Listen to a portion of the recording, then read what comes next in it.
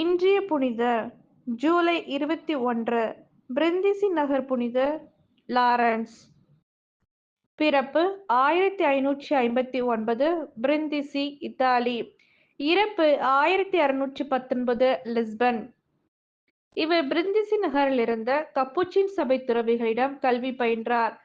Venice நகரில் இருந்த புனித மார்க் கல்லூரியில் தனது மேற்படிப்பை முடித்த பின் தனது 16ஆம் வயதில் கப்புச்சின் சபையில் சேர்ந்து குருத்துவ பயிற்சி பெற்றார். பதுவை நகரில் தத்துவ கலையை முடித்த பின் குருவாக திருநிலைப்படுத்தப்பட்டார். பல மொழிகளை கற்றுத் தேர்ந்த இவர் பல நாடுகளுக்கு சென்று நற்செய்தியை போதித்தார். பின்னர் திருத்தந்தையின் வேண்டுதலின்படி ஜெர்மனி நாட்டிற்கு யூதர்களிடம் அனுப்பப்பட்டார். யூத மக்களிடையே லாரன்ஸின் பணி செழிப்படைந்தது. மார்ட்டின் லூத்தரின் தவறான போதனைகளை நம்பிய மக்கள் தற்போது லாரன்ஸ் கூறிய போதனைகளை ஏற்றுக்கொண்டு கிறிஸ்துவை பின்பற்றினர். லாரன்ஸ் மறைபரப்பு பணியோடு சேர்ந்து தொற்று நோய் கொண்ட மக்களிடமும் பிளேக் நோய்களிடையேயும் தொண்டாற்றினார். அம்மக்களுக்கும் கிறிஸ்துவை யார் என்று அறிவித்து அன்பு பணியாற்றினார். பின்னர் இம்மக்களுக்காக 3 துறவற இல்லங்களை தொடங்கினார்.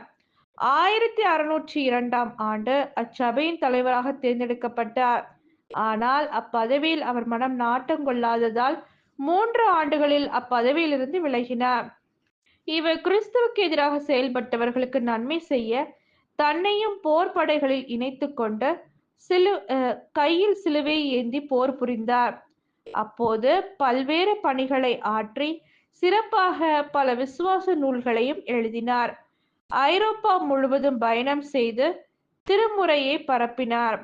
தன் இறப்பு வரை மிக எளிமையான கப்புச்சின் குருவாக வாழ்ந்து இறந்தார். ஜெபம்.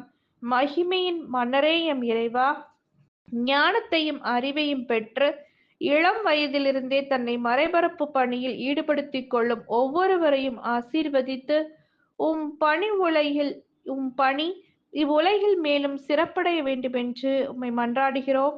ஆமென்.